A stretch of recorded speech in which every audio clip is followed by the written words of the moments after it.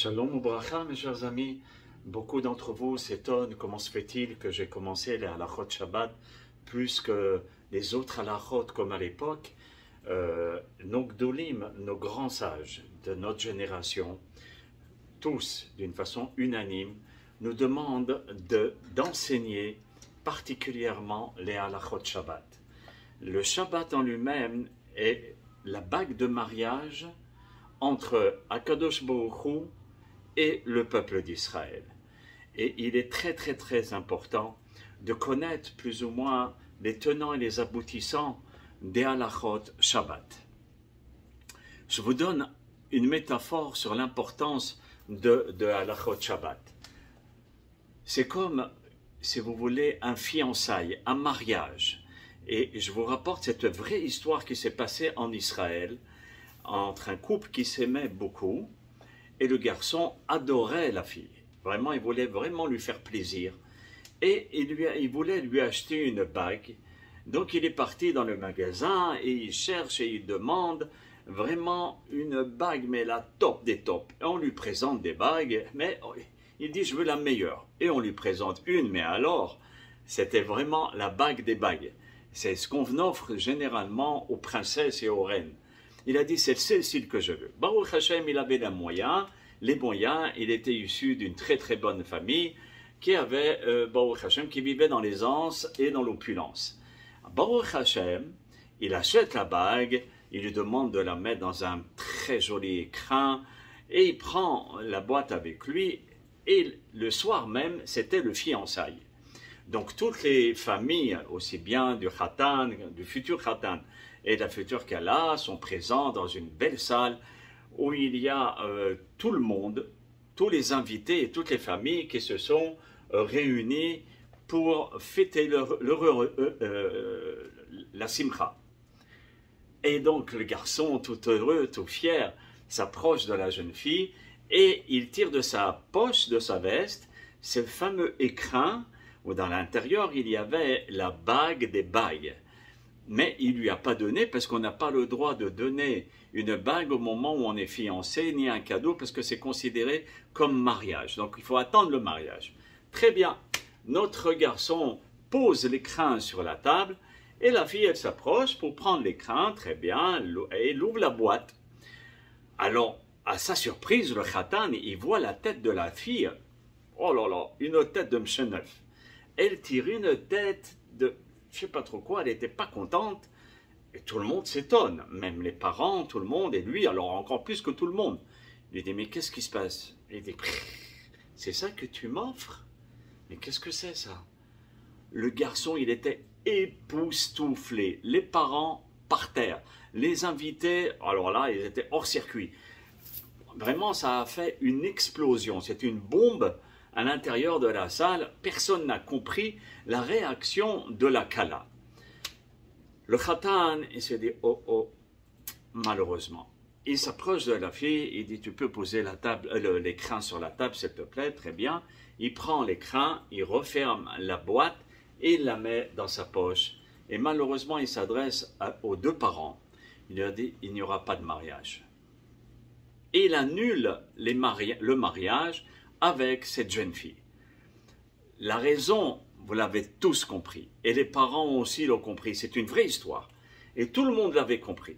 Comment se marier avec une personne qui est si ingrate, qui en demande tellement dans la vie, et qui bafoue l'effort et la gentillesse de l'autre.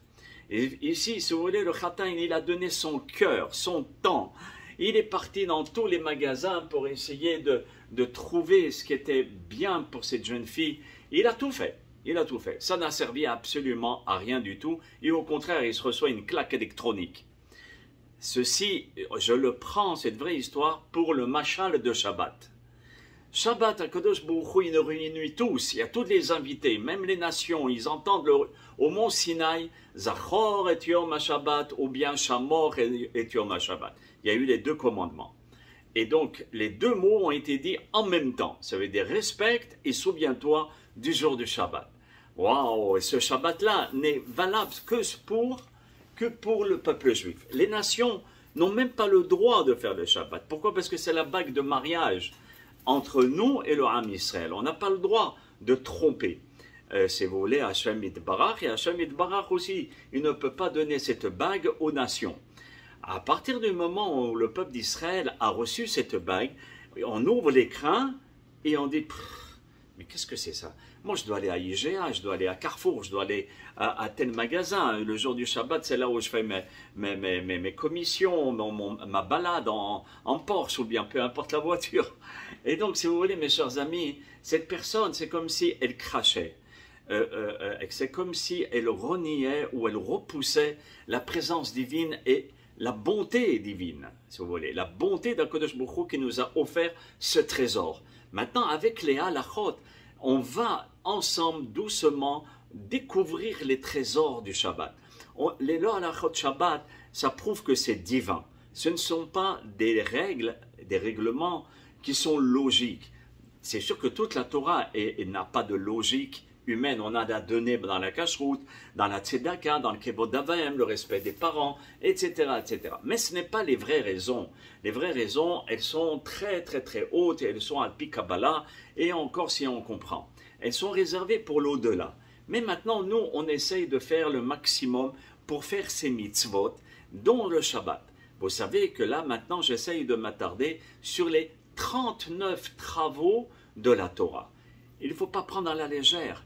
La Torah nous dit, si tu es en train de faire un triple nœud, ou bien un nœud de marin, un nœud spécial, ou un nœud de sofer, des tfilines, vous voyez, etc., c'est très compliqué. Ce nœud-là, tu es en train d'enfreindre le Shabbat, ou bien de tzitziot, vous voyez. Donc si tu le fais pendant le Shabbat, c'est un nœud qui est complexe, et on ne peut pas le faire le jour du Shabbat, étant donné que tu es en train de faire quelque chose de complexe et qui rentre dans les 39 travaux interdits. Il en est de même par rapport à créer une flamme, faire quelque chose, donc il y a une création. Hachem a dit, tout c'est fini le jour du Shabbat. Tu n'as plus rien à créer. Et donc, nous, on vient et on dit, mais qu'est-ce que tu es en train de me raconter? Moi, je vais créer l'électricité, je vais créer telle chose, je vais faire le contraire de ce que tu me demandes de faire. Et donc, c'est comme si on repoussait ou on insultait en quelque sorte le marié qui est à Kadosh Baruch Hu. Et si je vous parle de marié, parce que c'est les Chadodi, les Kratkala, Boikala, etc. On parle bien de mariage entre Akadosh Baruch Hu et le peuple d'Israël. C'est pour cela, mes chers amis, le jour du Shabbat est tellement, mais tellement important. Parce que, nos sages, depuis des générations, nous disent si on est Shomer Shabbat, de Shabbat, le Mashiach y vient. Mais à nous d'essayer d'apprendre plus ou moins les tenants et les aboutissants des lois du Shabbat, parce qu'elles sont très nombreuses et très complexes. Et je ne vous demande pas, si vous voulez, de faire tout d'un coup. Non, doucement, doucement, on va essayer d'apprendre petit pas par petit pas, comme j'ai l'habitude de dire, des pas de fourmi, mais à la fin de l'année, Be'ezrat Hashem, on pourra vraiment savourer les halachot du Shabbat, et quand on va les accomplir, on va savourer le jour du Shabbat. Et si on n'est pas encore du niveau, alors on passe à une autre halacha dans laquelle on pourra la respecter avec plus d'aisance, plus de facilité. Mais si vous voulez, mon devoir, c'est de faire ce que les grands maîtres de toutes les générations nous ont demandé de faire, afin de construire un bouclier autour du Ham Israël, autour de nos soldats, autour d'Israël, et on en a bien besoin. Et je vous garantis, avec Shabbat, si la halakha du Shulchan Aruch, et vous savez, avant, je ne disais pas cette loi, parce qu'elle est terrible, elle est très dure, parce que c'est très dur de dire une chose comme ça, mais c'est ce que nous disent nos sages. Si une personne profane le Shabbat, elle est considérée comme un non-juif. À ce point-là, vous allez éteindre la vidéo, ne l'éteignez pas, s'il vous plaît. C'est ce que nous dit la Torah, parce que le Shabbat, c'est la bague de mariage, si vous voulez. Cette bague-là, on ne peut pas trahir le fiancé en allant faire nos occupations personnelles.